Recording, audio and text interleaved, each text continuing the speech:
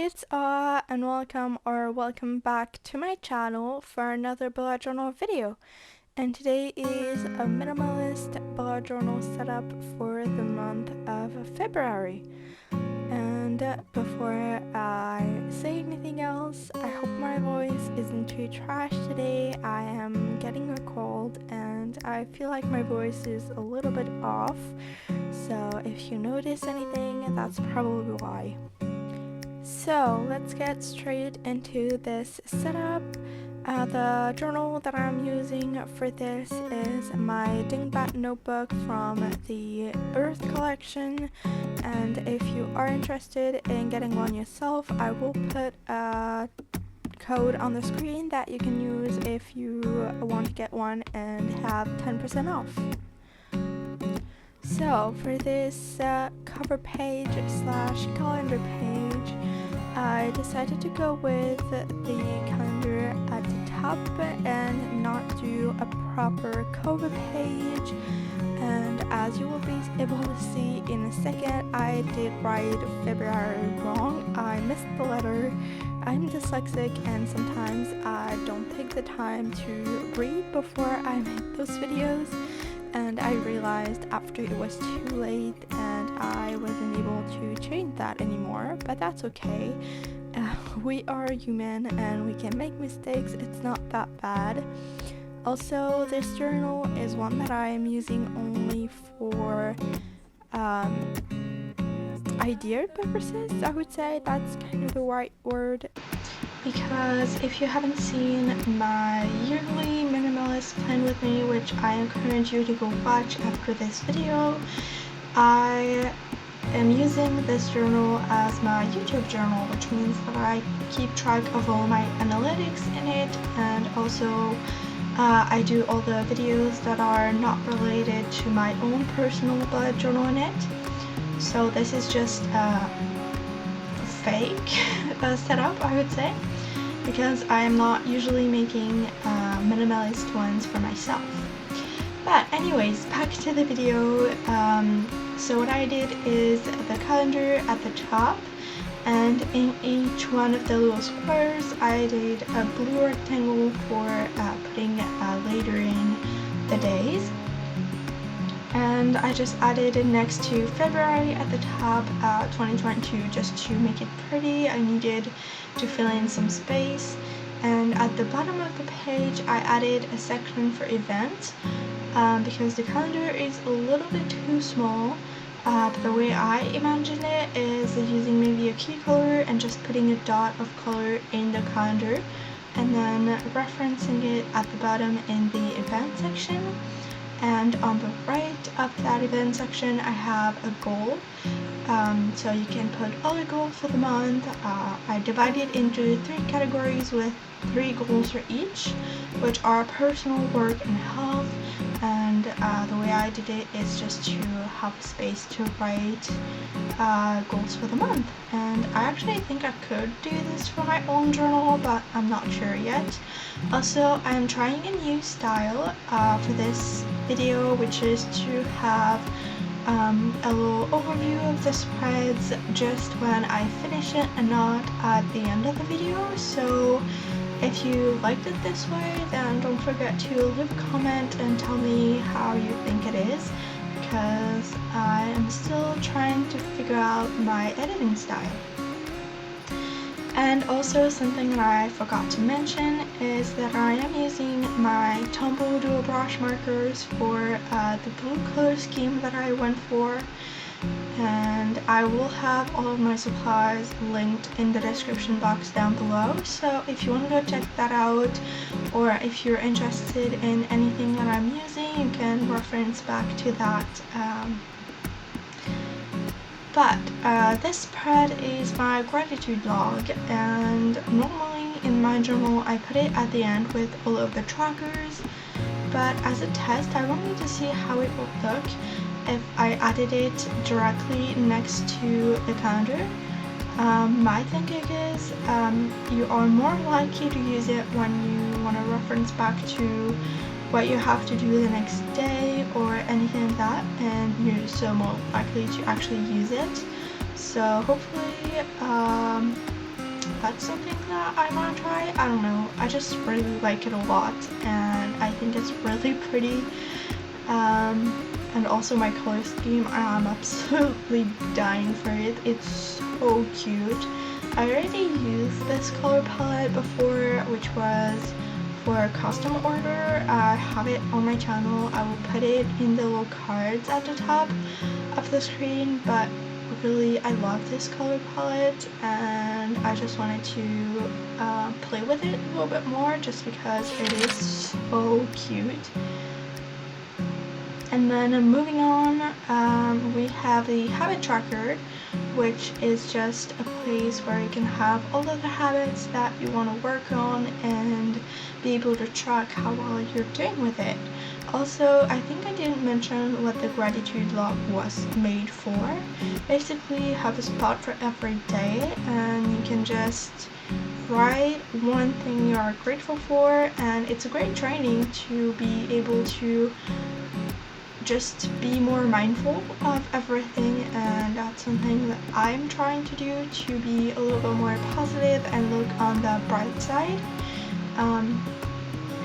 So yeah, back to the habit tracker. I just wrote habit in this style. I don't even know what style it is. And then underneath it, I wrote tracker in cursives with a blue marker. And then I did the most tedious work ever.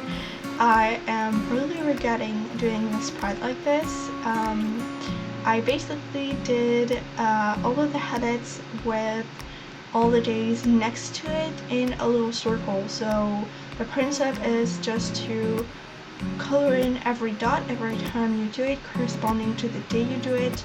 And in theory, it is a really cute spread.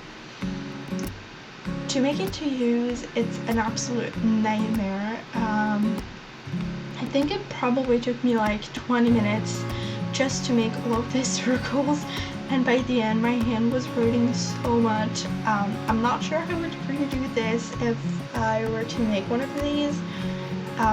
It looks absolutely stunning and it's so pretty, but honestly, what a pain in the ass to make. Like, really not a big fan.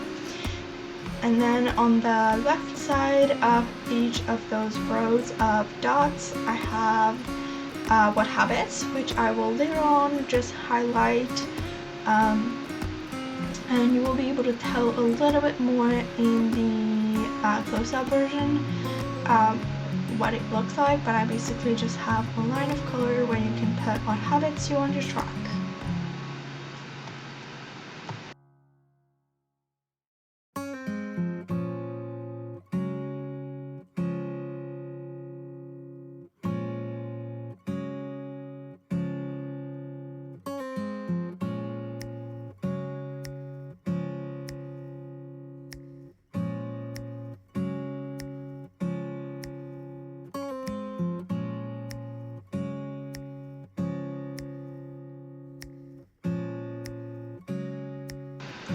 Next we have the mood tracker, which is a staple in a bullet journal, which is basically to keep track of your moods throughout the day, or just in general if you're someone who likes to keep track of things and see how your day affected your mood or anything like that. And for the lettering, I did the same thing I did for the habit tracker, which is these block letters with the elongated calligraphic style lettering underneath it, which is just basically cursives, but they are elongated, so they take a little bit more space than traditional lettering. And then I did a circle one at the top. I've been doing it, I did it once in my own bullet journal for November of 2021. And it's actually really cool when you look at it all finished. It's not really pretty to make it, and it's really hard to make it, but once it's filled out, it's actually so pretty. But basically the way it works is you make a wheel or a circle with a tinier circle at the center to put the key, and then you divide the circle in as many days as they are in the month, usually 30 or 31. and you leave one for just good measures, just in case you counted wrong, so you don't have to not enough actually. And basically, because February is only 28 days, I had way too many and I couldn't cut the circle another way. It looked weird, so I did all the way around the dividers, and then I colored it in with my color palette, those ones also, so they are colored in, but also I will be using them for the mood. And then all around I went in and added the numbers for each one of the days, and if I remember correctly, when I filmed it I did count wrong. Pretty sure that's what happened, don't quote me on that, but yeah, that's basically how it works. It's one of the easiest one to do if you are not into doodles or you're not really good at drawing. The only thing really is you have to be able to draw something that looks similar to a circle, but honestly, who cares if it's even looking good? It's for you, not for anyone else. And then at the center I added the squares to put the colors for each one of the moods. I usually just go for smiley faces just because it's a lot easier like that, for me at least, to track my moods. But you could also do like happy, sad, having a good or bad day, or anything that you'd like.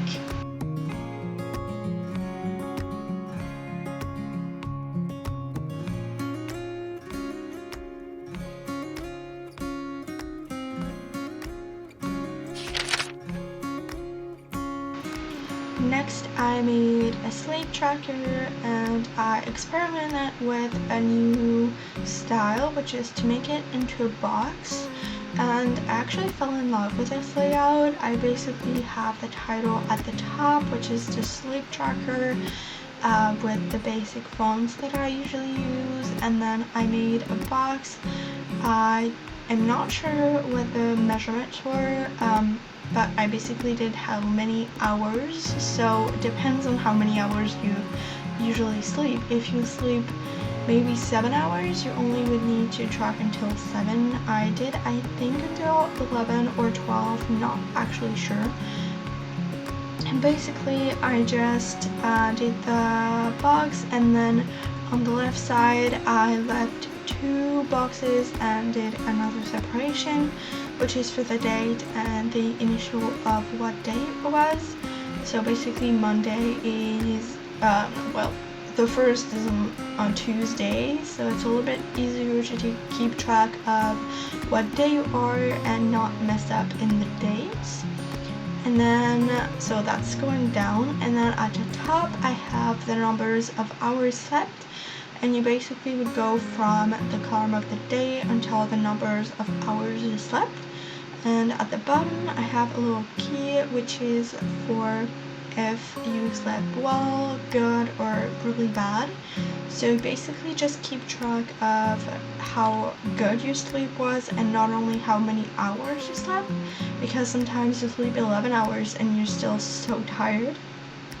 So that was my inspiration for that spread.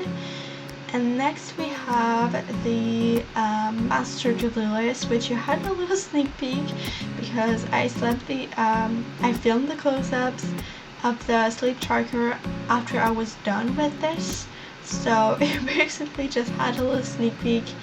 But the way I designed this spread is to have a space where you can put all of the to-dos, no matter what week it is for or anything. You can just keep track of everything at the same place, which is something that I am considering doing for my own journal now.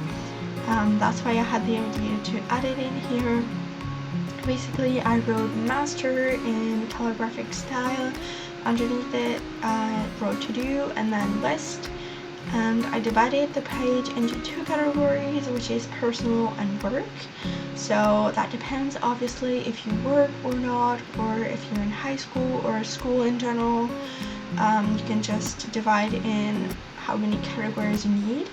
And then in each category there's 2 columns, so there's a lot of space, and you can just basically reference everything you want to do in the month that doesn't have any specific dates, just has to be done basically.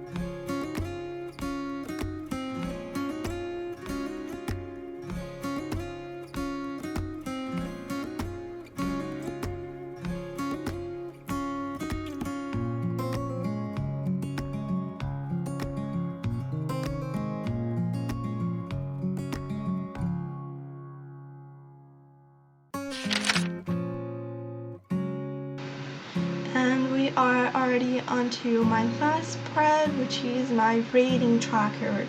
And this spread is the only one in this setup that I actually gonna use for February. Basically, I wanted one and I forgot to do it when I made my February pages.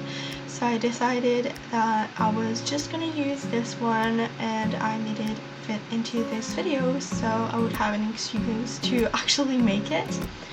And I did it basically the same way I did the sleep tracker, which is just to have this box with the days on the side, and I have the numbers of pages at the top, and I will basically just have to draw a line from the left to the right to how many pages I read that day. And at the bottom I have a key, which is to have a color for intervals of pages read. So basically if I read like between 20 and 50 pages, I'm completely doing this randomly, but it would be, I don't know, purple. And it just will motivate me, I guess, I hope, to read a little bit more and just to be a little bit more into reading. That's a big goal of mine for this year, is to read a lot more.